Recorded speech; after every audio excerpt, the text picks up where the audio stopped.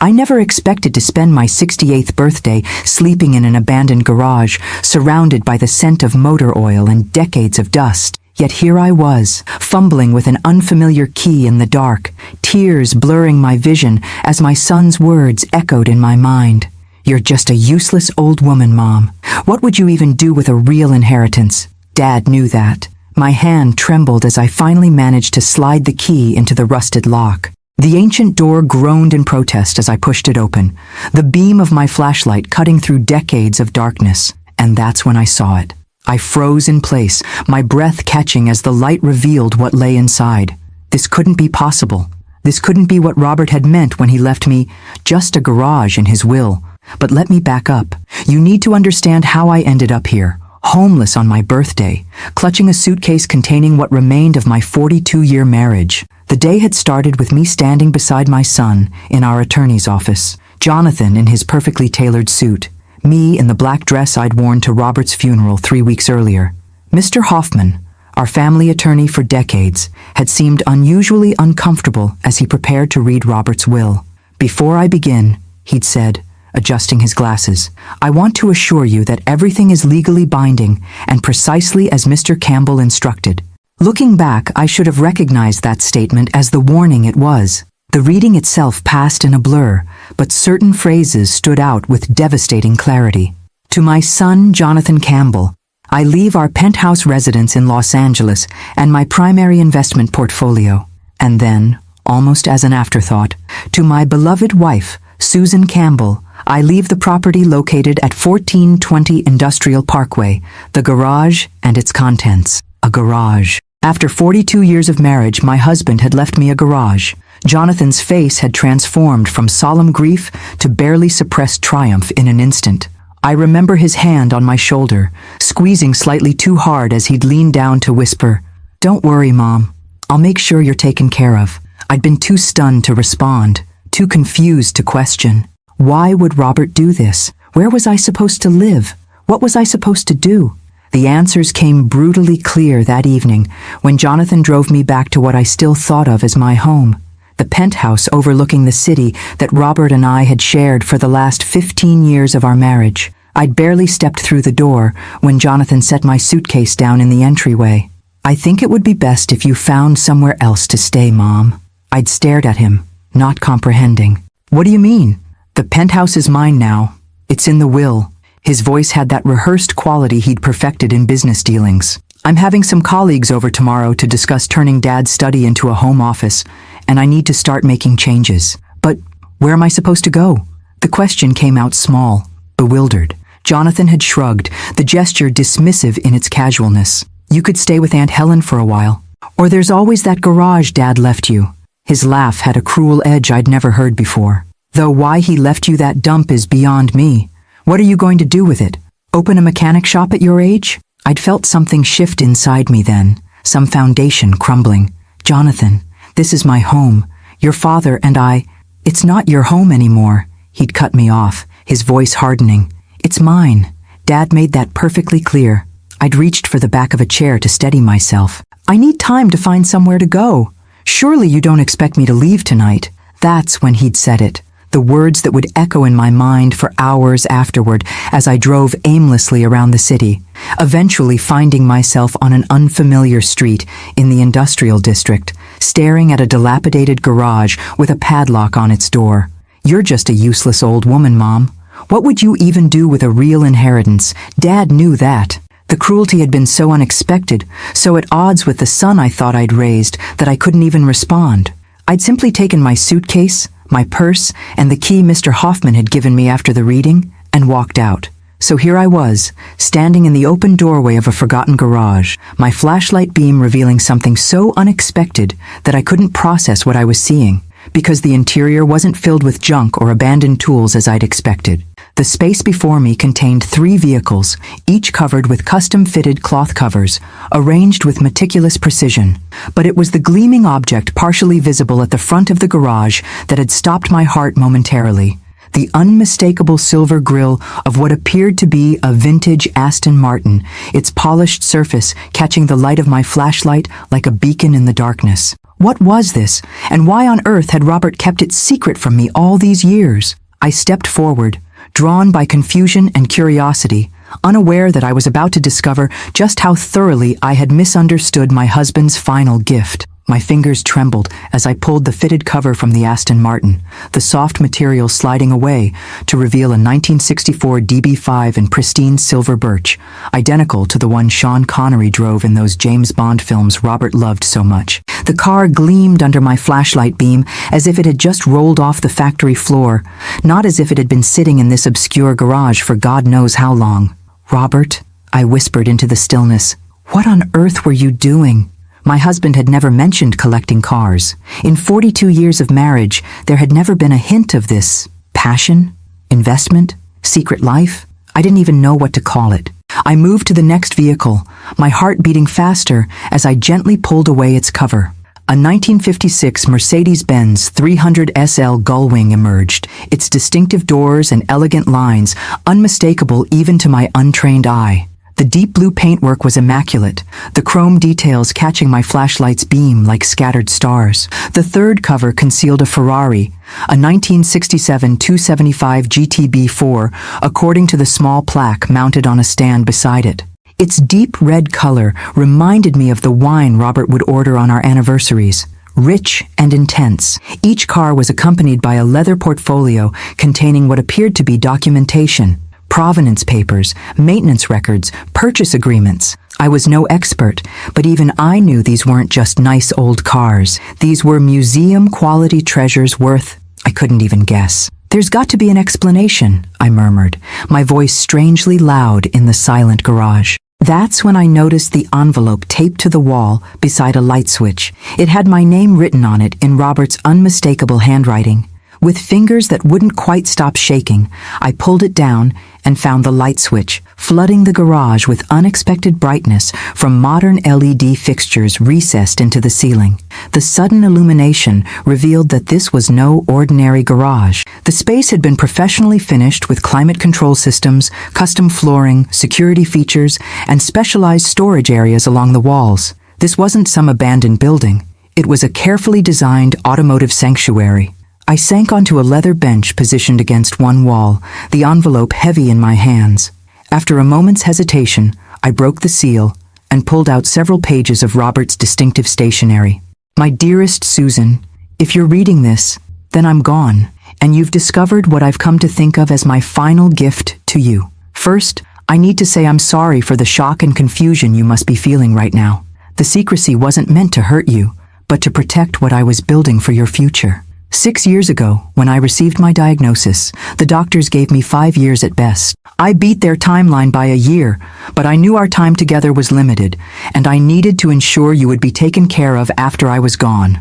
I paused, blinking back tears. Robert's diagnosis of progressive heart failure had been devastating, but he'd always downplayed its severity, insisting he had plenty of time. I'd had no idea he'd been planning for the end from the very beginning. "I know you're wondering about the will, about why I would leave our home to Jonathan instead of to you. Believe me, this decision caused me more sleepless nights than my health ever did. But over the past decade, I've watched our son change. The ambitious boy we raised has become something different, something harder and more calculating than I ever wanted him to be. The truth is, I feared what would happen to you if I left everything to both of you jointly, or even if I split things equally. Jonathan would have found ways to control the assets, to manage your portion for your benefit, as he would say. I've seen how he speaks to you when he thinks I'm not listening, how he dismisses your opinions and needs." A tear splashed onto the paper, blurring the ink slightly. I hadn't realized Robert had noticed those interactions. I'd always made excuses for Jonathan's dismissive behavior, telling myself he was just busy, just stressed with his career. So I created this split inheritance with very deliberate intentions. Jonathan has received what he will see as the valuable portion, the penthouse, the visible investments, the status symbols. But what you're looking at now, my love, is the real wealth. These 3 cars alone are worth approximately $12 million. The documentation will confirm their provenance, and you'll find contact information for Marcus Weatherby, my trusted dealer and advisor for these acquisitions. He can help you with whatever you decide to do with them. $12 million? I looked up at the 3 silent machines, their gleaming surfaces reflecting the overhead lights. That couldn't possibly be right, but the cars are just the beginning. In the safe behind the photograph of us in Venice, combination is our anniversary, you'll find documentation for several investment properties I've acquired over the past 6 years, all placed in a living trust that transferred to your name upon my death. You'll also find banking information for accounts that should provide you with comfortable income for the rest of your life. My hands shook so badly, I had to set the letter down for a moment. There was a safe? I looked around and spotted the framed photo on the wall, Robert and me on the Rialto Bridge, laughing as a street musician serenaded us during our 35th anniversary trip. I rose unsteadily and moved toward it. The safe opened with a soft click when I entered our anniversary date. Inside, I found a thick portfolio and several USB drives neatly labeled. The top document in the portfolio was titled, Estate of Robert Campbell, Complete Asset Inventory for Susan Campbell. I flipped it open and immediately had to sit down again as columns of numbers and property descriptions swam before my eyes. Apartment buildings in Seattle, commercial property in Chicago, a small vineyard in Northern California, stock portfolios, bonds, private equity investments. The total value at the bottom of the page made my ears ring. With numbed fingers, I returned to Robert's letter. I know this is overwhelming, and I'm sorry for keeping all of this from you. At first, it was just a project to channel my anxiety about the future, but as the portfolio grew, I realized revealing it prematurely might put it at risk if Jonathan discovered the extent of these holdings. You're probably wondering why I didn't simply protect you through more conventional means. The truth is, I wanted to give Jonathan a chance to show his true character. Perhaps, faced with his inheritance and responsibility for you, he would rise to become the man we raised him to be. If he's proven himself worthy, if he's ensured your comfort and security, then perhaps you might choose to share some of this wealth with him. But if he has revealed a different nature, well, then this legacy is your protection against that reality, your independence, your freedom. I had to stop reading again as a sob escaped me. Robert had known. He had anticipated exactly what would happen, had foreseen how Jonathan would react to gaining control of the penthouse. I've always believed that character reveals itself most clearly at moments of inheritance, both what we receive and what we believe we deserve. Jonathan is receiving a test as much as an inheritance, and you, my love, are receiving the means to live the remainder of your life exactly as you choose, beholden to no one. All my love, now and always, Robert. I clutched the letter to my chest, tears flowing freely now. After 42 years of marriage, I thought I had known everything about my husband. Instead, it seemed I was only now discovering the true depth of his love and foresight. As I sat surrounded by millions of dollars worth of automotive art, the irony wasn't lost on me. Just hours ago, my son had thrown me out of what I thought was my home, calling me a useless old woman while believing he had received the valuable inheritance. How wrong he had been. About everything. I spent that first night on a leather sofa I discovered in a small adjoining office within the garage complex. It wasn't until morning that I fully appreciated the extent of Robert's preparations. The office contained a compact bathroom with shower, a mini refrigerator stocked with water and basic provisions, and even a small closet with several changes of clothes in my size. Tags still attached. My practical husband had anticipated I might need temporary shelter here. Daylight revealed more details I'd missed in my emotional state the night before. The garage wasn't some neglected industrial space, but a meticulously renovated facility with state-of-the-art security, climate control systems, and custom lighting designed to showcase the vehicles. What looked dilapidated from outside was intentional camouflage, concealing the treasures within. After a simple breakfast of granola bars and bottled water, I called the number for Marcus Weatherby that Robert had included in his letter. Despite the early hour, he answered on the second ring. "Mrs. Campbell," he said, his British accent unmistakable. "I've been expecting your call. First, please accept my condolences for your loss. Robert was not just a client, but a friend." "Thank you, Mr. Weatherby," I replied, my voice still rough from crying. "I'm a bit overwhelmed. I only discovered the garage and its contents last night." "Yes, Robert mentioned you wouldn't know until after his passing. I'm happy to answer any questions and assist however I can." Would you like me to come to the garage? 2 hours later, a distinguished man in his 60s arrived in a modest sedan, parking carefully beside my old Toyota. Marcus Weatherby looked exactly as his voice had suggested. Silver-haired, impeccably dressed in a tweed jacket with leather patches at the elbows and carrying a slim leather portfolio. "Mrs. Campbell," he said, extending his hand. "A pleasure to meet you, though I wish it were under happier circumstances." As we settled in the office area with coffee from a thermos he'd brought, Marcus helped me begin to understand the scope of what Robert had created. "Your husband began acquiring these vehicles approximately 6 years ago," he explained, opening his portfolio. "He was extraordinarily methodical in his approach. Each purchase was carefully researched for authenticity, provenance, and investment potential." "But why cars?" I asked, still struggling to connect this passion with the husband I thought I'd known completely. "Robert never showed any particular interest in automobiles beyond our regular vehicles." Marcus smiled gently. "He explained that to me once. He said cars were tangible, beautiful assets that brought joy simply by existing. Unlike stocks or bonds, they could be appreciated on multiple levels, as art, as engineering marvels, as historical artifacts, and as financial investments. He wanted to leave you something you could see and touch, not just numbers on a statement." My throat tightened at this insight into Robert's thinking. It was so like him, practical yet deeply thoughtful. "The collection is currently worth approximately $12 million, as Robert indicated in his letter," Marcus continued, "but its value has been increasing steadily. These particular models are considered blue-chip investments in the collector car world." "And what am I supposed to do with them?" I asked, gesturing toward the 3 gleaming vehicles. "Whatever you wish, Mrs. Campbell. You could sell them individually or as a collection. You could maintain them as investments. You could even drive them, though that would affect their value somewhat." He paused, studying me carefully. "There's no rush to decide. Robert paid for secure storage and maintenance for the next 5 years."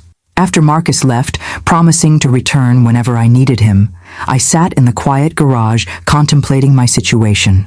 Less than 24 hours ago, I'd believed myself to be essentially homeless, cast out by my son and mysteriously disinherited by my husband.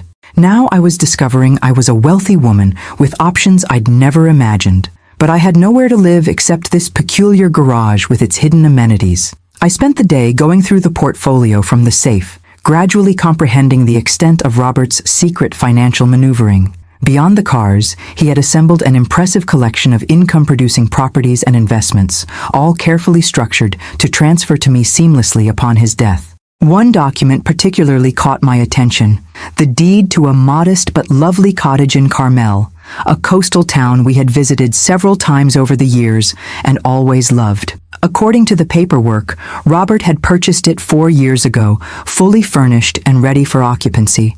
I had a home. A real home, not just this garage, however valuable its contents. As evening approached, my phone rang, Jonathan's number flashing on the screen. I hesitated, then answered, curious what he might say after our last interaction. "Mom? Where are you?" His voice held irritation rather than concern. "Aunt Helen said you haven't contacted her." "I'm fine, Jonathan," I replied, keeping my tone neutral. "I found somewhere to stay." "Well, I need you to come pick up the rest of your things from the penthouse. I'm having the interior designers start work tomorrow, and they need everything cleared out." No apology. No acknowledgement of his cruelty. Just more demands and dismissal. "I see," I said, a strange calm settling over me. "And when would be convenient for you?" "Tomorrow morning, before 9. I have meetings all day." I thought about the documents spread before me, proof of Robert's careful planning and deep love. I thought about the son who could so casually discard his mother when she became inconvenient, and I made a decision. "I'll be there," I said. After hanging up, I called Marcus back and asked if he could recommend a good attorney specializing in estate matters. By the time night fell, I had appointments scheduled with both legal counsel and a financial advisor for the following afternoon. I spent my second night in the garage office more comfortably than the first, my mind no longer reeling with shock, but instead methodically planning my next steps. I thought of Robert, imagining him carefully orchestrating this elaborate protection for me, all while keeping it secret to shield it from Jonathan's potential interference. "You knew him better than I did," I whispered to Robert's memory as I drifted toward sleep, our own son. The realization was painful but clarifying. Robert's unusual will hadn't been a rejection of me, but an act of profound love and foresight. He'd sacrificed having me share in his secret project during his final years to ensure I would be truly independent after he was gone. Tomorrow, I would face Jonathan one more time, collect whatever personal treasures remained in what had been our home, and then begin my new life, one that Robert had carefully crafted for me from the shadows. As I fell asleep, I found myself wondering what expression would cross Jonathan's face if he knew what was housed in the worthless garage he had mocked. But that revelation, if it ever came, would be on my terms and my timeline. For now, I had the advantage of being underestimated, a useless old woman with a secret fortune and a growing determination to honor Robert's final gift by using it wisely. The next morning, I arrived at the penthouse precisely at 8:45, having taken care with my appearance in a way I hadn't bothered with for weeks. I wore one of the new outfits from the garage closet, a simple but elegant pantsuit in navy that fit surprisingly well, and had styled my hair carefully. Small rebellions, perhaps, but they helped fortify me for the confrontation ahead. Jonathan opened the door with phone in hand, barely glancing up as I entered what had been my home for 15 years. The space already felt different, emptier, colder somehow. Several of my decorative pieces were missing, and the family photos that had lined the hallway had been removed, leaving ghostly rectangular marks on the walls. "Finally," he said, tucking his phone into his pocket. "I've boxed up most of your personal stuff. The designers will be here at 9:30, so we need to be efficient." No greeting, no inquiry about where I'd spent the night after he'd thrown me out of my home, just immediate focus on his own convenience. "Good morning to you too, Jonathan," I replied, my voice steadier than I expected. "I see you've already started redecorating." He shrugged, leading me toward the master bedroom where several cardboard boxes sat stacked on what had been my side of the bed. "No point waiting.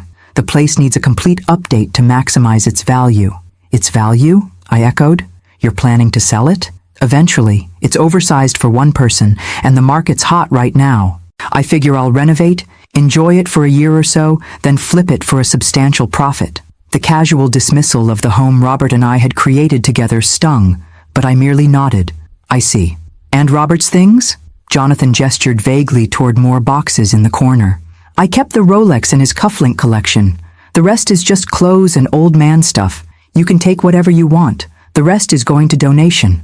"Old man stuff," I repeated softly, approaching the boxes. Inside the first one, I found Robert's beloved books, his collection of vintage fountain pens, the sweater I'd given him last Christmas that still faintly carried his scent. Each item a piece of the man I'd loved, now designated as worthless by our son. I methodically began sorting through the boxes, setting aside items precious to me, while Jonathan paced impatiently, checking his watch every few minutes. "Can't you hurry this up?" he finally snapped. "It's just stuff, Mom. You don't even have a place to store it all." I looked up at him, really seeing the man my son had become, handsome like his father, but with none of Robert's warmth or compassion in his eyes. When had that happened? When had ambition and materialism hollowed him out so completely? "I have a place," I said quietly, "and I'll take as much time as I need. These aren't just possessions, Jonathan. They're memories." He rolled his eyes. "Fine. I have calls to make. Just be finished by 9:30. He strode from the room without a backward glance. As I continued carefully selecting items to take with me, I found myself moving through stages of grief, not just for Robert, but for the son I thought I'd raised. Had he always been this cold, this dismissive? Had I simply refused to see it, making excuses for increasingly callous behavior over the years? Robert had seen it clearly, though, clearly enough to create an elaborate plan to protect me from our own child. When I finished selecting what mattered most to me, I found Jonathan in what had been Robert's study, now half emptied of its contents. My husband's beautiful mahogany desk, the one he'd inherited from his father, was gone, replaced by some sleek glass and chrome monstrosity that looked more like a spacecraft than furniture. "I'm finished," I announced from the doorway. Jonathan glanced up from his laptop. "Great. Do you need help carrying things down? I can call the doorman." "That would be appreciated, thank you." I hesitated, then added, "I'd like to say a proper goodbye to the place if you don't mind. 15 years of memories deserves a few moments of reflection." Something flickered in his expression. Irritation, impatience, perhaps a fleeting touch of guilt, but he nodded. Sure, whatever. Just lock up when you leave. I need to meet the designers downstairs. He brushed past me without another word, leaving me alone in the emptying penthouse. I took my time walking through each room, saying silent farewells to the space where Robert and I had spent our later years together. In our bedroom, I opened the closet one last time, running my fingers along the few remaining items of Robert's clothing that Jonathan hadn't yet boxed up. At the back of the closet, I noticed something. Robert's old leather messenger bag, pushed into a corner as if hastily hidden. I pulled it out, unzipping it to find a sealed envelope inside with my name written on it, along with a note. If you find this, Susan, it's an extra copy of everything in the garage safe, just in case. My clever, thorough husband, creating backups to his backups. I tucked the envelope securely into my purse, an unexpected treasure from this final visit. When the doorman had helped load my selected possessions into my car, I took one last look at the building before driving away. I felt a strange mixture of loss and liberation. The penthouse had been our home, filled with memories both beautiful and painful. But it had never truly been mine, in the way Robert had intended the garage and its contents to be. I drove directly to the law offices of Patricia Winters, the attorney Marcus had recommended. She was a striking woman in her 50s with keen eyes and an air of formidable competence that immediately put me at ease. Mrs. Campbell, she greeted me, shaking my hand firmly. I've reviewed the documents you forwarded. Your husband created quite an extraordinary estate plan. Yes, I agreed, settling into the chair across from her desk. I'm still trying to comprehend it all. From what I can see, everything is in impeccable order. The trust structures are sound, the transfers clean. He clearly worked with excellent counsel. She leaned forward slightly. What I'd like to understand is what you hope to achieve now. I considered her question carefully. I need to secure my future, find a permanent place to live, understand my financial position completely. I paused, then added, and I need to determine how to handle my relationship with my son going forward. Patricia nodded. From what you've shared about recent events, that last point may be the most complicated. Have you decided whether to tell him about the extent of your inheritance? Not yet, I admitted. Part of me wants him to continue believing I have nothing but a worthless garage. Let him live with the consequences of his actions and attitudes, but I'm not sure that's the right approach either. There's no rush to decide, she assured me. For now, let's focus on getting you settled and secure. I suggest you visit the Carmel property as soon as possible. If it meets your needs, you can begin transitioning there immediately. By the end of our 2-hour meeting, I had a clear action plan. Visit the cottage in Carmel, meet with the financial team that had been managing Robert's secret investments, and take my time making decisions about the cars and other assets. As I left Patricia's office, my phone buzzed with a text from Jonathan. Designers love the space. Going with a complete gut renovation. Dropped your old photo albums at Helen's place since you didn't take them. No inquiry about whether I wanted those family photos. No concern about where I was staying or how I was managing. Just casual disposal of more memories he deemed worthless. I didn't respond. Instead, I called to book a hotel in Carmel for that night. It was time to see the home Robert had prepared for me, the real inheritance he had intended all along. As I drove away from the city toward the coastal highway, I felt a weight lifting from my shoulders. For the first time since Robert's death, I wasn't merely reacting to loss and shock. I was moving purposefully toward something new. Whatever lay ahead in Carmel, whatever decisions awaited regarding Jonathan and the fortune Robert had secretly built, I would face them on my own terms. The useless old woman my son had dismissed was finding her strength, 1 mile at a time. The coastal drive to Carmel soothed something in my soul that had been raw since Robert's death. As Highway 1 wound along the cliffs, offering glimpses of the Pacific's vast blue expanse, I felt myself breathing more deeply than I had in weeks. The late afternoon sun cast a golden glow over everything, as if nature itself were welcoming me to this new chapter. I followed the GPS directions through Carmel's charming downtown with its fairy tale cottages and upscale boutiques, then down tree-lined streets increasingly residential in character. When the navigation announced, "Arriving at destination," I pulled up before a modest stone cottage, partially hidden behind mature cypress trees. The property wasn't large or ostentatious, but it radiated charm and privacy. A natural wood gate led to a flagstone path that wound through a small but beautifully maintained garden. With the key from the document packet, I unlocked the Dutch door and stepped inside. The interior stopped me in my tracks. Every detail seemed chosen specifically with me in mind. The living room featured built-in bookshelves surrounding a stone fireplace, with comfortable seating in the colors and styles I'd always preferred. Natural light poured through multi-paned windows, illuminating hardwood floors covered with hand-woven rugs in subtle patterns. I moved through the space in wonder. The kitchen was updated but traditional, with a small breakfast nook overlooking the garden. The single bedroom was cozy rather than large, but it opened onto a private patio with a glimpse of the ocean between neighboring properties. But it was the small study off the living room that finally broke through my composure. There, above a simple writing desk, hung a painting I recognized instantly, a watercolor of the Venice Canal, where Robert had proposed, created by a street artist all those decades ago. We'd lost the original in a move years before, but here was a perfect replica, as if Robert had commissioned it from my memory. The tears came then, not the desperate sobs of recent weeks, but a gentler release. Robert had created this space for me with such care, such attention to the things that would bring me comfort and joy.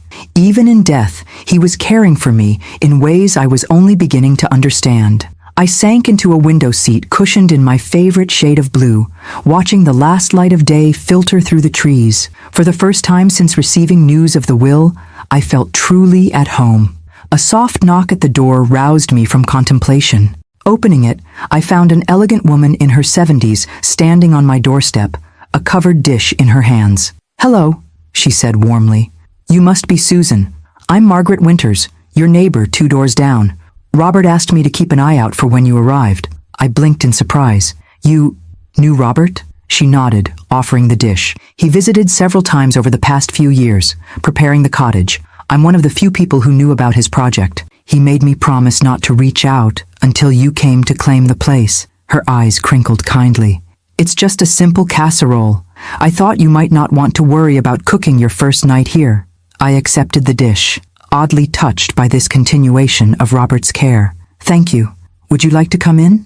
Over tea in the kitchen, Margaret shared details that filled more gaps in my understanding. "Robert was so meticulous about getting everything right," she explained. "He'd bring photos of your home in the city, trying to capture your aesthetic while creating something that belonged here in Carmel." I had no idea he was doing any of this, I admitted. "He kept it completely secret." Margaret nodded thoughtfully. "He mentioned that, said it was for your protection, though he didn't elaborate." She studied me with gentle directness. "He did say that when you finally came, you might need a friend. Someone who understood what it was to rebuild a life after loss. You've lost someone too?" "My husband, 8 years ago." She smiled softly. "It gets different, if not easier. Having good neighbors helps." By the time Margaret left, promising to introduce me to others in the community when I felt ready, I had a deeper appreciation for Robert's thoroughness. He hadn't just provided me with financial security and a physical home. He'd thought about my emotional and social needs as well. That night, I slept in the cottage's comfortable bedroom, lulled by the distant sound of waves and the gentle tick of a grandfather clock in the hallway that reminded me of the one in my childhood home. For the first time since Robert's passing, my sleep was deep and untroubled. The next morning, I explored the cottage more thoroughly in daylight. In the study desk, I found a folder containing all the practical information I might need. The names of local doctors, service providers, community resources, even a membership to the local library already paid for in my name. I also discovered a handwritten note tucked into the desk blotter dated just 3 months before Robert died. "My dearest Susan, if you're reading this, you've found your way to Carmel and the home I hope brings you peace and joy. I wish more than anything that I could be sharing this next chapter with you, watching the sunset from the garden, walking the beach in the early morning fog. I know this transition can't be easy. You're facing enormous changes, some by choice and some by circumstance beyond your control. But I've always admired your resilience, even when you doubted it yourself. The cottage is yours to use however you wish, as a permanent home, a getaway, or even to sell if it doesn't suit you. My only hope is that it offers you a fresh start, free from obligations or expectations that don't serve your happiness. I love you, always." Robert. I pressed the paper to my chest, feeling simultaneously bereft and profoundly loved. Even now, Robert was giving me permission to chart my own course, to make decisions based on my own needs rather than obligations to his memory. Over the next 3 days, I settled into a gentle rhythm of exploration, walking the beach in the mornings, getting to know the town's shops and cafes, meeting a few neighbors Margaret introduced me to. Each evening, I returned to the cottage that increasingly felt like mine, not just a place Robert had prepared. On the 4th day, as I was enjoying morning coffee in the garden, my phone rang with a familiar number, Jonathan. I hesitated before answering, conscious of how our last interaction had affected me. "Hello, Jonathan," I said, keeping my tone neutral. "Mom, where are you?" His voice held that familiar note of impatience. "Aunt Helen said you haven't been staying with her, and you're not answering at your friend Ruth's place either." I took a slow sip of coffee before responding. "I'm taking some time for myself, Jonathan. I found a place to stay." "Now, what does that mean? What place? You can't just disappear like this." "I'm not discussing my whereabouts right now," I replied, surprised by my own firmness. "Was there something specific you needed?" A pause, then his voice shifted to what I recognized as his business negotiation tone. "Actually, yes. I've been going through Dad's papers more thoroughly, and I found some references to additional investments that weren't covered in the will reading. I think there might be accounts or properties we don't know about yet." My heart beat faster, but I kept my voice steady. "Oh? What kind of references?" "Nothing specific, just notes about meetings with financial advisors I don't recognize, some cryptic comments about securing future assets. I thought you might know something about it." "Your father handled most of our finances," I said, which was true enough. "If there are additional assets, I'm sure Mr. Hoffman would have mentioned them." "Maybe," Jonathan said, sounding unconvinced. "Listen, when are you coming back to the city? We should discuss this in person. I've got the penthouse torn apart for renovations, but we could meet somewhere." "I'm not sure when I'll be back," I replied honestly. "I need this time away." His frustration was palpable even through the phone. "Mom, this is ridiculous. You can't just wander off without telling anyone where you are. What if there's an emergency? What if something happens to you?" "I'm perfectly fine, Jonathan. I'm not wandering, and I'm not alone. I'm simply taking space to process everything that's happened." "This isn't like you," he said, accusation creeping into his tone. "First, Dad leaves you practically nothing in the will, then you disappear without a word. People will talk." I almost laughed at the irony. "Let them talk, Jonathan. I'm beyond caring about appearances at this point." After ending the call with vague assurances that I'd be in touch when I was ready, I sat in the garden considering this new development. Jonathan was getting suspicious, looking for assets he believed were rightfully his. How long before he discovered the truth? And when he did, what would I do? The question Robert had posed in his letter loomed larger with each passing day. Had Jonathan proven himself worthy of sharing in this unexpected wealth? So far, his actions had only confirmed Robert's concerns about his character. But people could change, couldn't they? The son I remembered from years ago, the one with compassion and genuine warmth, was he still in there somewhere, beneath layers of ambition and entitlement? I didn't have answers yet, but for the first time, I felt strong enough to wait for them to emerge. The cottage, like Robert's love, had given me not just shelter, but something I'd been missing for too long. The space and security to trust my own judgment again. 2 weeks after settling into the Carmel cottage, I'd established a comfortable routine that felt both novel and natural. Mornings began with coffee in the garden, or walks along the beach when fog didn't shroud the coast. Afternoons were dedicated to practical matters, meeting with financial advisors, learning about the properties Robert had acquired, understanding my new circumstances. I'd begun to appreciate the extent of Robert's planning. The cottage was just the most personal aspect of a comprehensive strategy to ensure my independence. The income properties generated substantial monthly revenue, while the investment portfolios were conservatively managed for long-term stability rather than aggressive growth. "Your husband was unusually thorough," remarked Howard Lentz, the financial advisor who had worked secretly with Robert. "Most clients focus primarily on asset accumulation. Robert was equally concerned with creating systems for management that wouldn't burden you with daily decisions unless you wanted that involvement." I was in Howard's Monterey office, reviewing quarterly statements for the various trusts Robert had established. He knew I didn't have his head for financial intricacies, I acknowledged. Howard smiled. He mentioned that. But he also said you had excellent judgment about people and an intuitive understanding of value that he respected enormously. This glimpse of how Robert had spoken about me to others was unexpectedly moving. Even as he'd kept his plans secret, he'd maintained his faith in my capabilities. There is one matter we should discuss, Howard continued, his tone shifting slightly.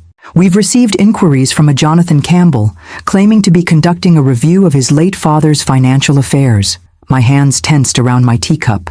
My son.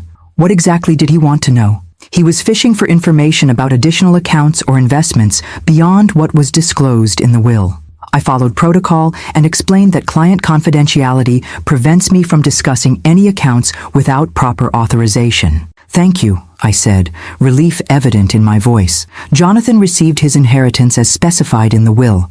Robert's intentions regarding the rest were quite clear. Howard nodded.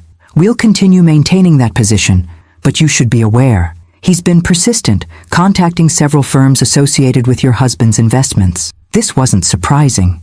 Jonathan had always been tenacious when pursuing something he wanted, a quality that had served him well in business, but manifested as entitlement in personal matters. I appreciate the warning, I told Howard.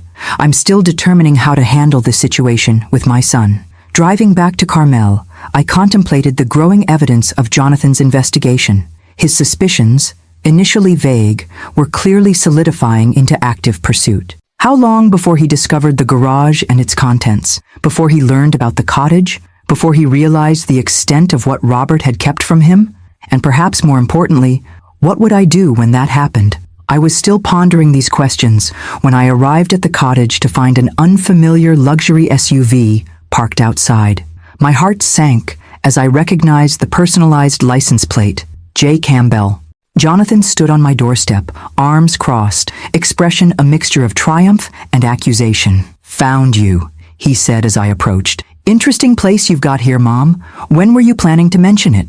I kept my voice calm despite my racing pulse. Hello, Jonathan. This is a surprise. I bet it is, he replied, glancing pointedly at the cottage. Care to explain how you're suddenly a property owner in one of California's most expensive coastal towns? I unlocked the door, gesturing him inside. No point in creating a scene for the neighbors. I think you'd better come in. Jonathan followed, his critical gaze taking in every detail of the cottage interior. I could almost see him calculating its value, measuring its worth against his expectations. Charming, he said, the word somehow rendered insulting by his tone. So this is why you've been dodging my calls. You've been hiding out in a secret vacation home. I haven't been hiding, Jonathan. I've been processing enormous changes and deciding how to move forward. I set my purse down and faced him directly. How did you find this place? He smiled without warmth. I'm not completely incompetent, Mom. When you disappeared, I hired a private investigator to locate you. Basic welfare check on an elderly parent who vanished after showing signs of confusion following her husband's death. The calculated manipulation of his approach, casting me as potentially senile to justify invasive investigation, struck like a physical blow. I see. And this investigator tracked me here. After some effort, yes, the property records were interesting reading.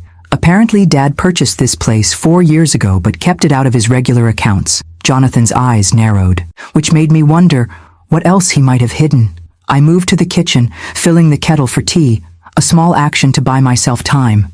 Robert made his decisions about the will for his own reasons. The cottage was meant to be a surprise. Jonathan followed, leaning against the doorframe. A surprise, he repeated flatly.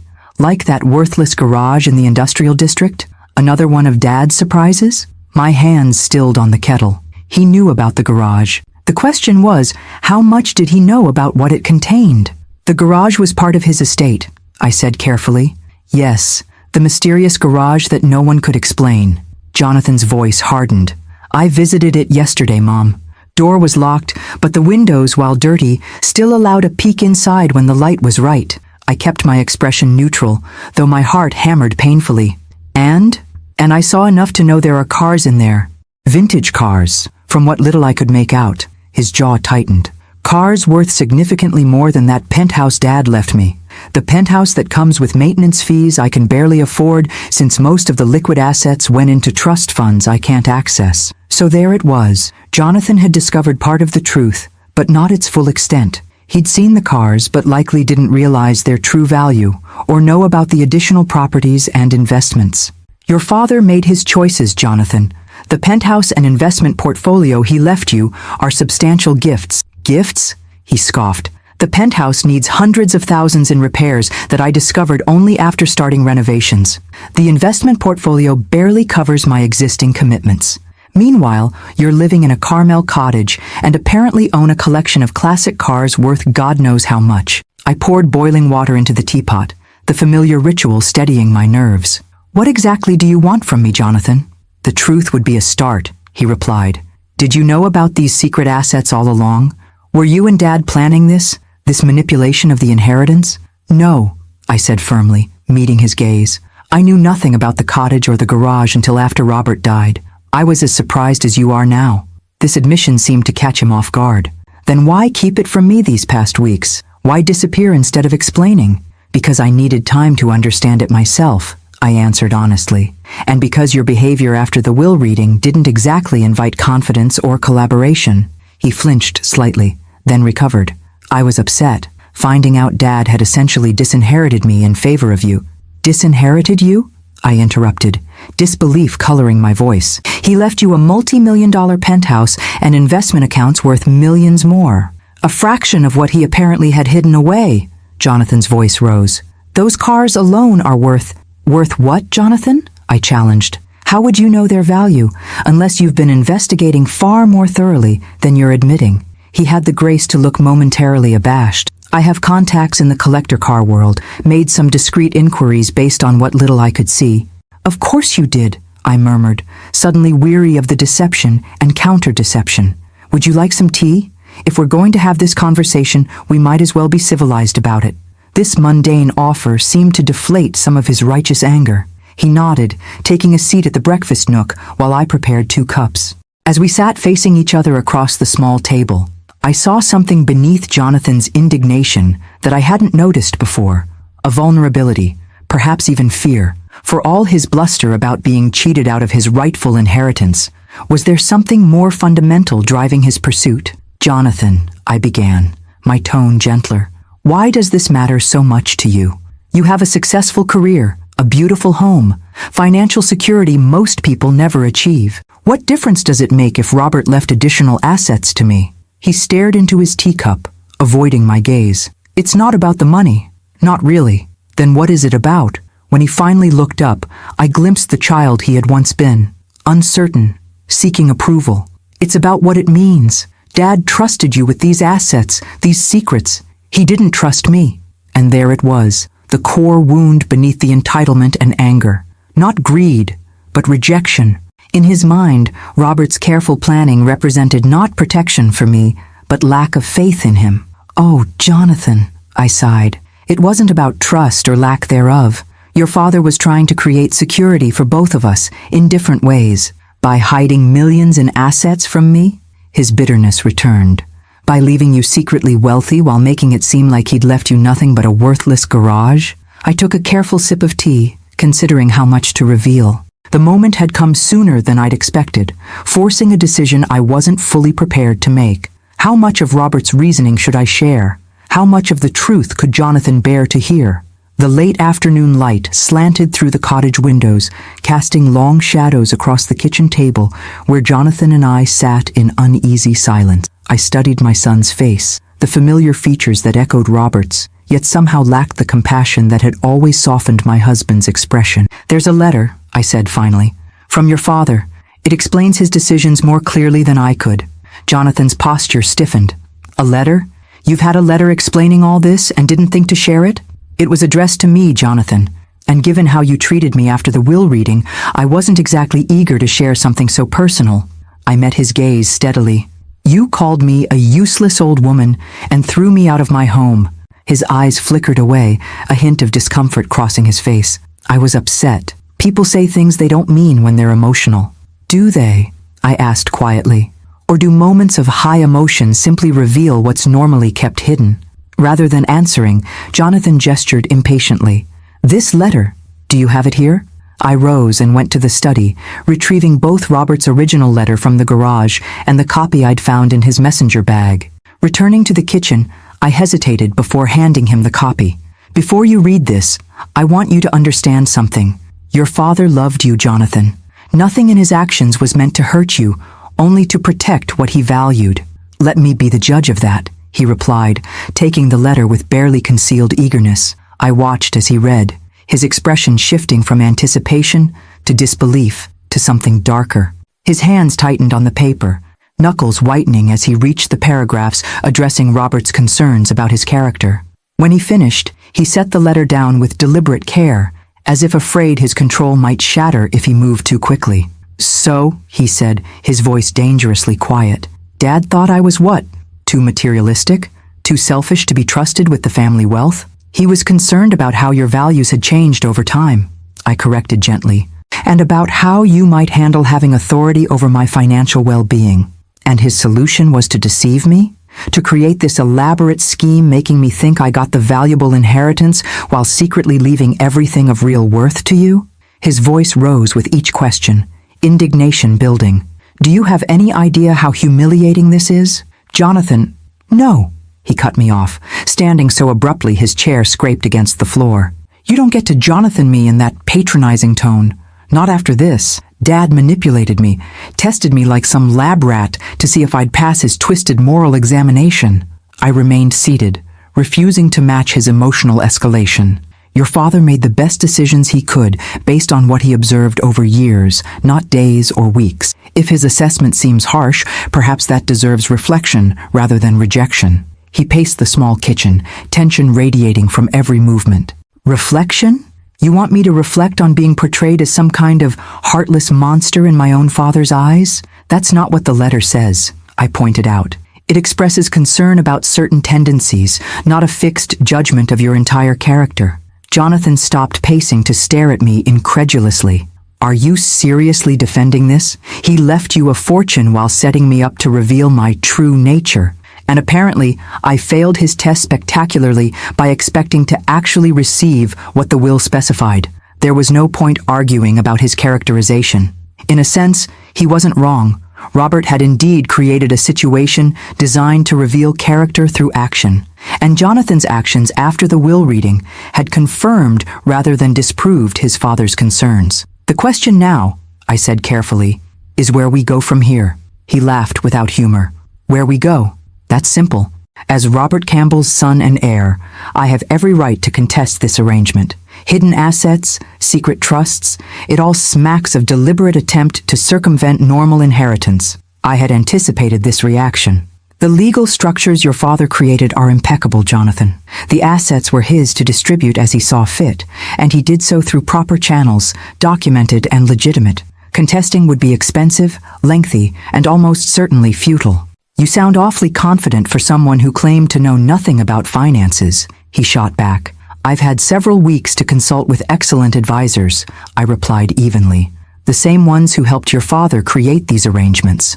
Jonathan braced his hands against the counter, his back to me. For a long moment, neither of us spoke. When he finally turned, his expression had shifted from anger to calculation, a look I recognized from negotiations I'd witnessed over the years. What if we reached a compromise, he suggested, his tone deliberately reasonable. A more equitable distribution that honors Dad's wishes while acknowledging my position as his son. Surely half of these assets— No, I interrupted, surprising us both with my firmness. I'm not negotiating Robert's final wishes. The assets he left me aren't just about money, Jonathan. They represent his care, his foresight, his desire to ensure I would never be dependent on anyone's goodwill, including yours. So that's it? His voice hardened again. You keep everything, justified by Dad's paranoid suspicions about me? I stood then, meeting him at eye level. What I choose to do with these assets going forward will depend on many factors, but your sense of entitlement to them isn't helping your case. My case? He scoffed. So I'm on trial now too? In a way, yes, I acknowledged, deciding complete honesty was necessary. Your father's letter gave me discretion about sharing these assets with you if you demonstrated certain qualities. Your behavior since his death, particularly toward me, will influence those decisions. The blunt assessment landed like a physical blow. Jonathan stared at me as if seeing a stranger. Perhaps he was. The compliant, accommodating mother he'd taken for granted had been replaced by someone with clear boundaries and expectations. "You can't be serious," he finally managed. "You're actually going to hold Dad's fortune hostage based on whether I pass some subjective character assessment?" "I'm going to honor the spirit of your father's wishes," I corrected, "which included protecting these assets from being squandered or misused." He grabbed his car keys from the table. "This isn't over. Not by a long shot." "Jonathan," I called, as he headed for the door, "before you rush off to consult attorneys, consider something. What if your father was right? What if this inheritance, the visible, prestigious part, was exactly what you needed to recognize certain truths about yourself?" He paused at the threshold, not turning. "Save the philosophical lessons, Mom. I've had enough Campbell family wisdom for one day." After the door slammed behind him, I sank back into my chair, emotional exhaustion washing over me. The confrontation had gone almost exactly as I'd feared, Jonathan focusing entirely on what he perceived as rightfully his, showing no real concern for my welfare or acknowledgement of his previous behavior. Yet beneath his indignation, I'd glimpsed something else, the hurt of a son who felt his father had judged him and found him wanting. That pain was real, even if his response to it was problematic. I made myself a fresh cup of tea and carried it to the garden, seeking comfort in the coastal breeze and late afternoon sunlight. Robert's letter had predicted this moment, had prepared me for Jonathan's reaction. What it hadn't prepared me for was the weight of becoming the arbiter of his character, of holding the power that Robert had entrusted to me. My phone buzzed with a text from Margaret. "Saw your son leave in quite a hurry. Everything okay? I'm making lasagna if you'd like company tonight." The simple kindness brought unexpected tears to my eyes. "Company would be wonderful," I replied. "It's been a difficult afternoon." As I watched the sun begin its descent toward the Pacific, I contemplated the path ahead. Jonathan would almost certainly consult attorneys, though any legal challenge would ultimately prove futile. The real question was whether this confrontation would drive him further into entitlement and resentment, or whether, as Robert had hoped, it might eventually prompt genuine reflection and growth. Either way, I had decisions to make, about the cars, about the properties, about how much to share with Jonathan and under what conditions. Robert had given me not just wealth, but responsibility, a final act of faith in my judgment that both honored and burdened me.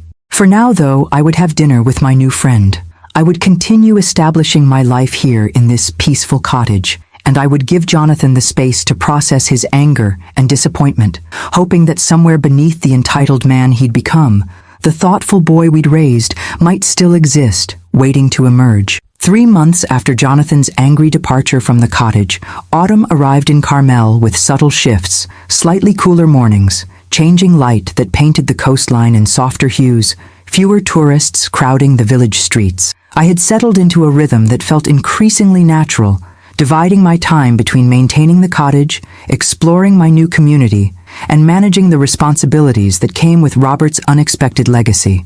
With Patricia Winter's guidance, I'd established a comfortable system for overseeing the various properties and investments. The cars remained in their secure garage, maintained by Marcus Weatherby's team through monthly visits. I'd even driven the Aston Martin once, a tentative journey along the coastal highway that had left me exhilarated and oddly closer to Robert, as if sharing something he had loved. Jonathan and I maintained a strained détente, communicating primarily through formal emails about practical matters. As Patricia had predicted, his initial legal inquiries about contesting the inheritance had fizzled once attorneys confirmed the solidity of Robert's arrangements. His most recent message, 2 weeks earlier, had been coldly professional, requesting certain family photographs and documents with no personal inquiries about my welfare. I was pruning roses in the front garden when a car I didn't recognize pulled up to the cottage. A woman emerged, tall, professionally dressed, with the brisk efficiency of someone accustomed to managing crises. She approached with a business card already extended. "Mrs. Campbell? I'm Diane Reeves, Jonathan's assistant. May I speak with you briefly?" Something in her manner, tense, urgent beneath the professional veneer, sent a ripple of concern through me. "Of course. Is everything all right?" She glanced around as if assessing privacy. "Perhaps we could speak inside." In the cottage living room, Diane perched on the edge of the sofa, declining my offer of tea. "Mrs. Campbell, I'm here because Jonathan has experienced some significant setbacks. He asked me to speak with you directly, as he felt you might not take his call. What kind of setbacks? I asked, though a sinking feeling suggested I already knew. Financial ones, primarily. She opened a slim portfolio she'd been carrying. The renovation costs on the penthouse exceeded estimates by nearly double. There were structural issues that couldn't have been anticipated, requiring substantial additional investment. I nodded, unsurprised. Robert had mentioned the building's aging infrastructure years ago, though his suggestions about preventative maintenance had been dismissed as unnecessary expense. Simultaneously, Diane continued, Jonathan's primary investment failed. He had committed substantial capital to a development project that encountered regulatory obstacles. The details are complex, but essentially, he's facing significant losses with limited liquid assets to cover them. I see. I kept my expression neutral, though part of me had been anticipating something like this. Jonathan had always pursued aggressive investment strategies, preferring dramatic gains over steady growth. And how does this concern me? Diane shifted uncomfortably. Jonathan is facing potential foreclosure on the penthouse. The renovation loans use the property as collateral, and with the investment failure, he cannot meet the payment schedule. That's unfortunate, I said carefully, but I'm still not clear on why he sent you to me with this information. She met my gaze directly. Mrs. Campbell, to be blunt, Jonathan needs financial assistance. He's aware that you have resources that could help him avoid bankruptcy and losing the penthouse. There it was, the request I'd been expecting since the confrontation 3 months ago. Not an apology, not a reconciliation attempt, but a financial appeal delivered through an intermediary to avoid the humiliation of asking directly. Has Jonathan considered selling the penthouse? I asked. Even partially renovated, it would likely cover his debts. He's explored that option, Diane acknowledged. Unfortunately, in its current state, mid-renovation, the property would sell at a significant loss. Additionally, there are complications with some of the contractors that make a quick sale problematic. Translation: Jonathan had likely alienated the construction team through demanding behavior or payment issues, creating additional obstacles. I appreciate you coming to explain the situation, I said after a moment. Please tell Jonathan I've heard his request and will consider it. Diane looked startled by the non-committal response. Mrs. Campbell, the situation is quite urgent. The foreclosure proceedings could begin within weeks. I understand, I replied, my tone firm but not unkind. And I'll need time to consider my response. That's all I can offer today. After showing the clearly dissatisfied assistant out, I sat in my garden thinking about Jonathan's predicament. Robert's letter seemed almost prophetic now. He had anticipated that Jonathan's financial decisions might eventually lead to crisis, creating the very scenario we now faced. The next morning, rather than calling Jonathan immediately, I drove to the city to see the penthouse situation for myself. The building's doorman, recognizing me from my years living there, allowed me up without calling ahead. What I found was sobering. The once elegant home had been gutted to the studs in most areas, with exposed wiring and plumbing creating a hazardous maze. Construction equipment sat abandoned, a fine layer of dust suggesting weeks had passed since any work had been done. Expensive marble and custom fixtures were stacked haphazardly, some already damaged from improper storage. As I carefully picked my way through what had been our home, I felt a complex mixture of emotions: sadness for the destruction of spaces that held so many memories, frustration at the obvious waste and mismanagement, and an unexpected sense of gratitude for Robert's foresight in protecting me from depending on Jonathan's financial judgment. I was examining water damage extending from the master bathroom into adjoining rooms when I heard the front door open. "Mom!" Jonathan's voice carried through the gutted space. "The doorman said you were here." He appeared in the doorway, and I was struck by how different he looked from our last encounter. His normally immaculate appearance had slipped. His clothes were still expensive but slightly rumpled, his face showing the strain of sleepless nights. He'd lost weight, the sharpened angles of his face emphasizing how much he resembled Robert in his more difficult moments. "I wanted to see it for myself," I explained, gesturing to the demolition surrounding us. Jonathan ran a hand through his hair, a gesture of frustration I recognized from his childhood. "I assume Diane spoke with you." "Yesterday," I confirmed. "She explained your financial situation." "And?" The single word carried a weight of expectation, and I needed to understand the full picture before making any decisions.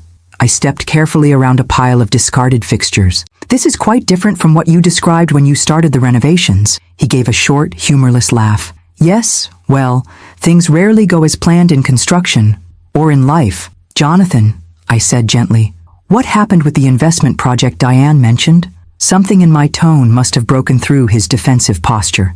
He sank down on an overturned bucket, suddenly looking exhausted. "I overextended," he admitted. "The development opportunity seemed guaranteed. Luxury condos in an up-and-coming area, pre-construction sales already strong. I committed not just available capital but borrowed against other assets, including the anticipated increased value of the penthouse after renovations. And then? Environmental review found contamination issues that weren't disclosed in the initial site assessment. Remediation costs made the project non-viable. Investors pulled out." He gestured vaguely. "The domino effect was comprehensive."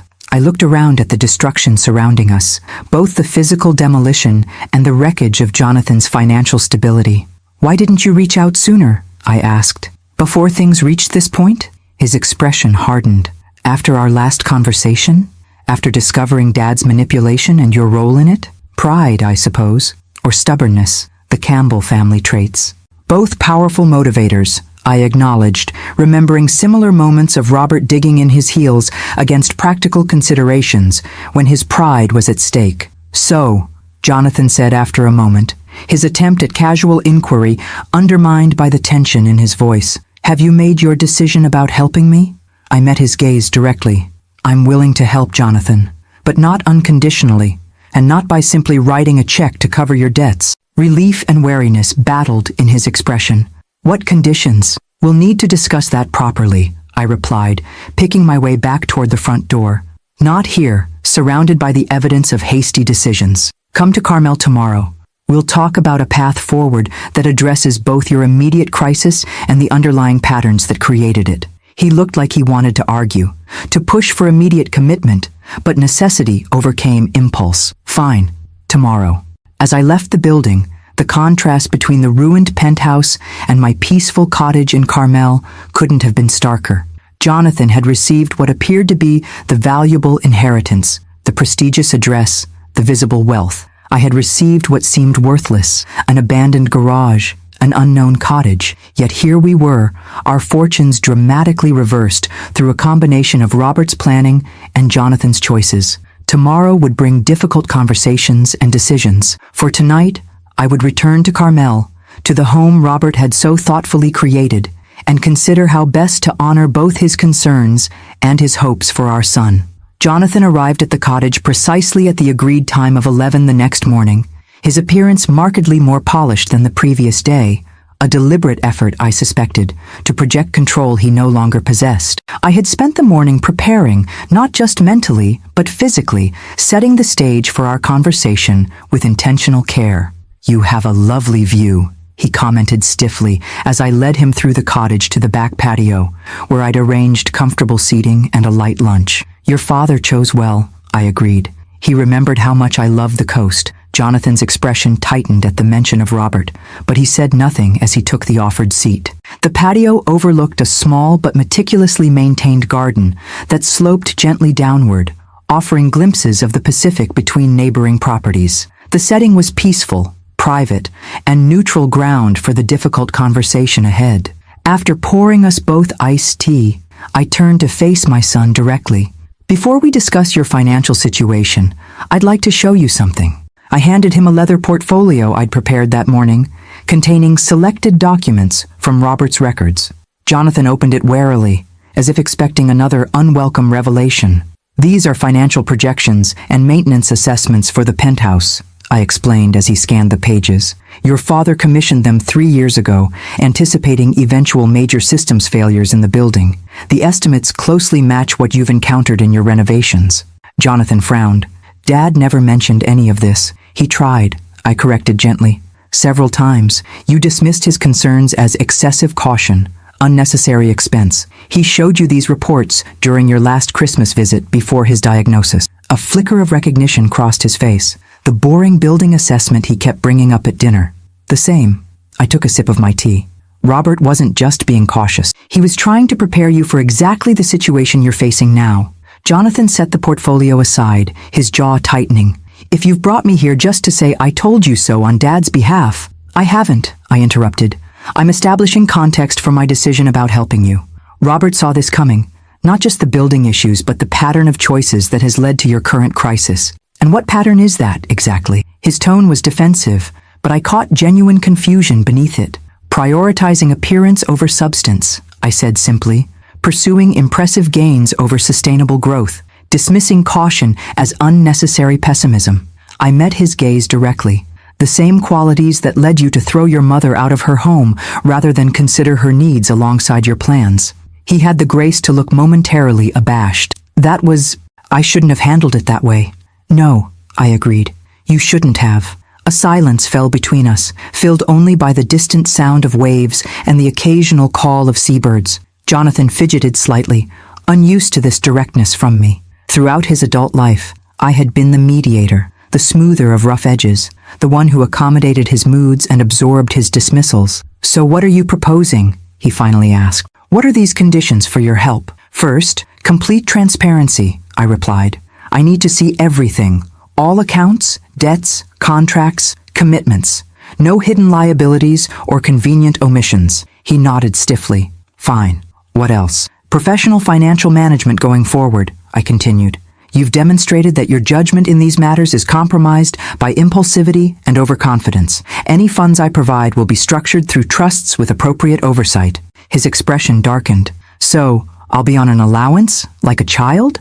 Like someone who has made serious financial miscalculations and needs guardrails while rebuilding, I corrected. It's not punitive, Jonathan. It's protective of both the assets and yourself. And I suppose you'll be controlling these trusts?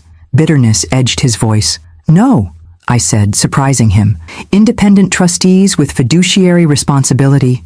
I'm not interested in controlling your life, only in ensuring that help I provide actually leads to sustainable improvement rather than temporary relief. He absorbed this, visibly struggling between his desperate need for assistance and his resistance to the implied loss of autonomy. What about the penthouse? It's still technically mine. The practical solution would be to sell it, I said, watching his reaction carefully. Even in its current state, it would cover a significant portion of your debts.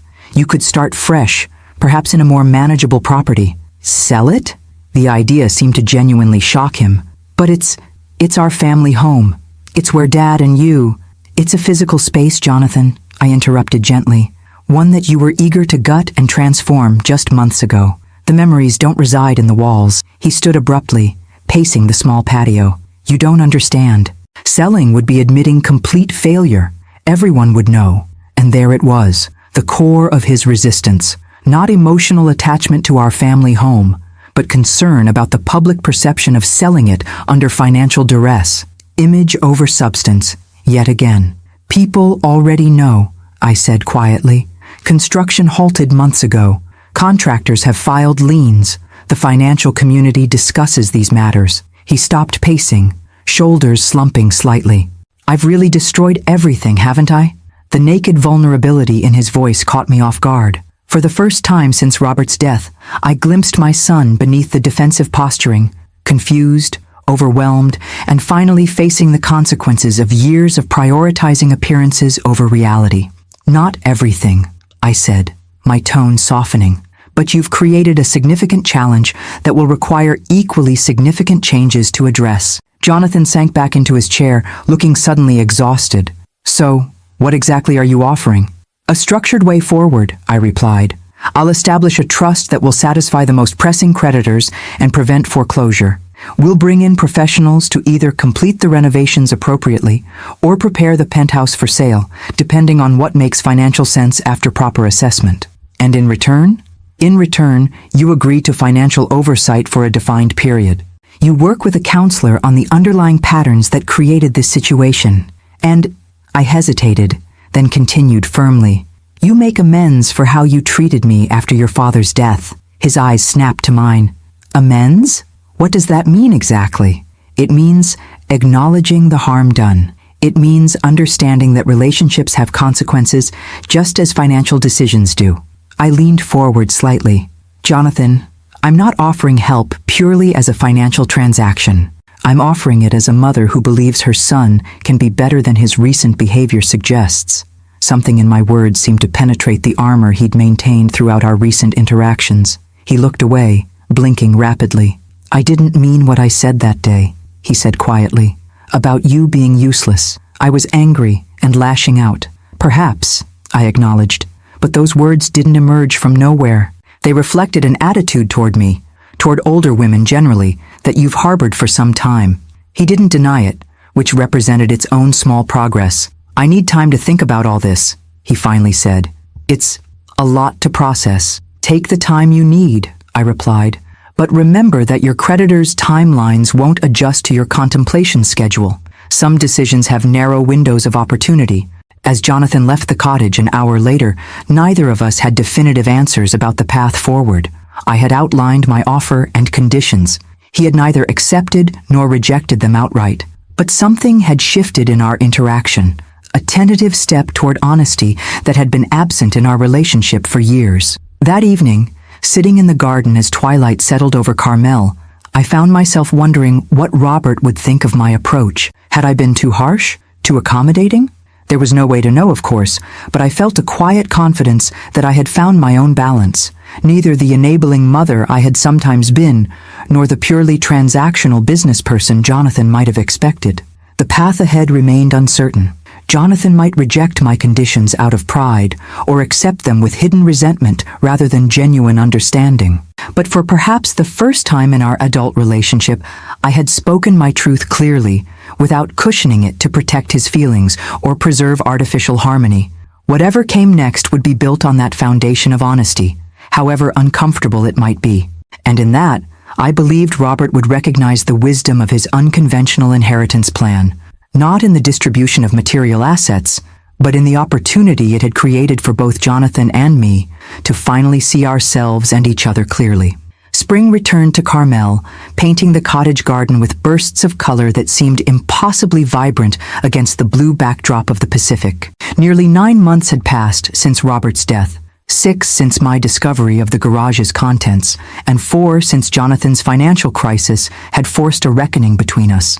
Those 4 months had brought changes I couldn't have imagined during our tense conversation on the cottage patio. After 3 days of silence following my conditional offer, Jonathan had called with a response that surprised me with its simplicity. I'll do it. All of it. Whatever it takes. The journey since that acceptance had been neither simple nor smooth. The financial restructuring alone had required weeks of intensive work with accountants and attorneys, uncovering the full extent of Jonathan's financial entanglements, some significantly worse than he had initially disclosed. The penthouse required difficult decisions, ultimately resulting in a compromise, completing essential renovations to make it marketable, then selling it to cover the most pressing debts. More challenging than these practical matters was the emotional work Jonathan had committed to undertaking. Weekly sessions with a therapist specializing in family dynamics and financial psychology had initially been approached with skepticism, but gradually became a source of genuine insight. Our own relationship entered new territory as well, territory neither of us navigated perfectly, but with increasing honesty on both sides. I was tending to the roses that framed my garden gate when a now familiar car pulled into the cottage driveway. Jonathan emerged carrying a small package, his appearance noticeably different from both his former polished executive persona and the desperate man who had faced financial ruin months earlier. His clothing was still quality, but less ostentatious, his demeanor more relaxed. He had even grown a short beard that softened the sharp angles of his face, making him look remarkably like Robert in his younger days. "The garden looks amazing," he commented, greeting me with a kiss on the cheek, a gesture that had once been perfunctory but now carried genuine warmth. "You've really transformed this place, just working with what your father started," I replied, setting aside my gardening tools. "Coffee on the patio?" As we settled into what had become our routine for these monthly visits, I noted the ease that had gradually replaced the tension of our earlier interactions. Jonathan still struggled sometimes with the financial constraints the trust imposed, still occasionally reverted to old patterns of judgment or dismissiveness, but the changes were undeniable. "The penthouse closing is next week," he informed me, stirring his coffee. "Final walkthrough went well. We'll clear about 40% more than the initial distress sale estimates, thanks to the targeted renovations. That's excellent news, I said. It will give the trust more flexibility for your next steps. About those next steps, Jonathan set down his cup carefully. I wanted to run something by you. I've been offered a position with a community development organization focusing on affordable housing projects. I raised my eyebrows, unable to hide my surprise. Jonathan's career had always been in high-end commercial real estate and luxury developments, with frequent dismissals of affordable housing as financially unattractive.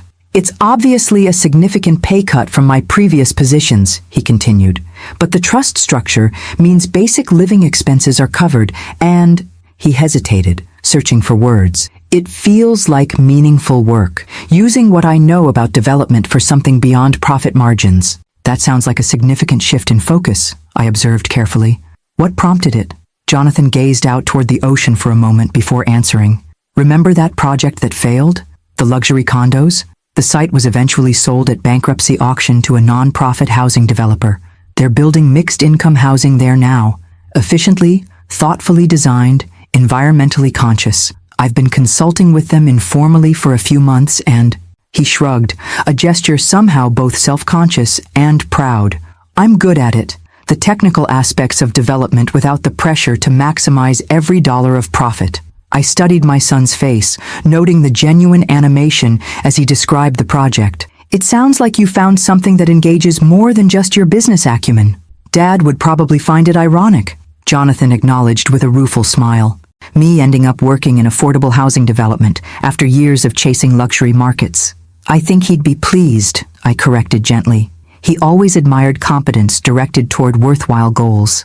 Jonathan nodded, then reached for the package he had brought. Speaking of Dad, that's partly why I brought this. The penthouse clearance uncovered some things I thought you should have. Inside the carefully wrapped package was a small wooden box I recognized immediately. Robert's collection of cufflinks and tie pins, items Jonathan had initially claimed for himself during our rushed clearing of personal effects. I kept these thinking they represented some connection to Dad, Jonathan explained, watching as I opened the box. But I realized recently they were just things. The real connection to him isn't in possessions.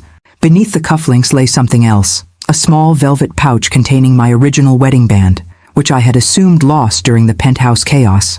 I found it in Dad's study safe, Jonathan said as I slipped the simple gold band from the pouch. Along with this, he handed me a small envelope with my name written in Robert's handwriting. Inside was a card containing just a few lines. For our 45th anniversary, coming soon. The first band was a promise of the life we would build. This one celebrates the life we created. All my love, always. Tucked into the card was a jeweler's receipt for a custom eternity band, dated just weeks before Robert's final hospitalization. An anniversary gift he hadn't lived to give me. He was planning ahead, even then, I said softly, tears blurring my vision. Always thinking of future moments. The jeweler still had the order, Jonathan said. I picked it up for you. He withdrew a small box from his pocket and handed it to me. Inside was a delicate band of sapphires and diamonds. Simple, elegant, exactly my taste. The stones caught the spring sunlight, sending prisms dancing across the patio table. Oh, Robert, I whispered, slipping the band onto my finger alongside my original wedding ring. They complemented each other perfectly. The plain gold of beginnings, the gemstones of a journey completed. Jonathan watched quietly, allowing me this moment of connection with his father. When I finally looked up, I saw something in his expression I hadn't witnessed in years. A softness, a respect untainted by impatience or calculation. Thank you, I said simply. This means more than I can express. We talked for another hour, discussing his potential new position, my ongoing projects restoring the cottage garden, and the latest updates from the trustees managing the inherited assets. As he prepared to leave, Jonathan paused at the garden gate. I've been meaning to ask, whatever happened with those cars? The ones in the garage Dad left you? I smiled, recalling my most recent conversation with Marcus Weatherby. I'm keeping the Aston Martin. Robert would have loved knowing I occasionally drive it along the coast. The others will be sold, with proceeds divided between a foundation supporting financial education and a trust for your future children, should you have any. Future children, Jonathan repeated thoughtfully. That's optimistic. Your father was always an optimist at heart, I replied. Beneath his practical planning lay a fundamental belief that people can grow, can become better versions of themselves when given the right opportunities. As I watched Jonathan drive away, I reflected on the extraordinary journey the past year had encompassed. Robert's unconventional inheritance plan had initially seemed cruel in its apparent imbalance, yet had ultimately achieved precisely what he'd hoped: security and independence for me, and a catalyst for Jonathan to confront patterns that were diminishing his life. Not every wound was fully healed between my son and me.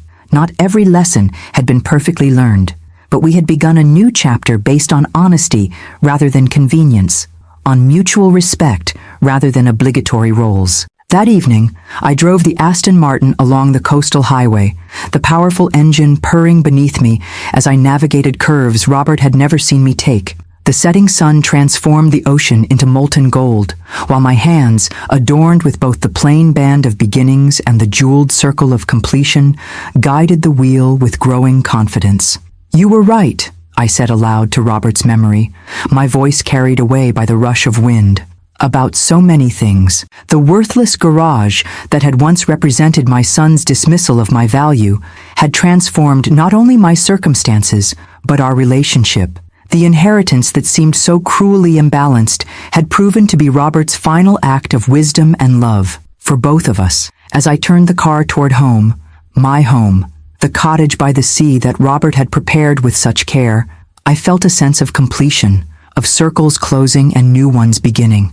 Whatever the future held, I would face it with the security of Robert's planning behind me, the lessons of this challenging year within me, and the hard-won wisdom of knowing my own worth guiding me forward. The garage key that had once opened only a physical door had ultimately unlocked something far more valuable: a new understanding of love, legacy, and the courage to begin again, no matter one's age or circumstances.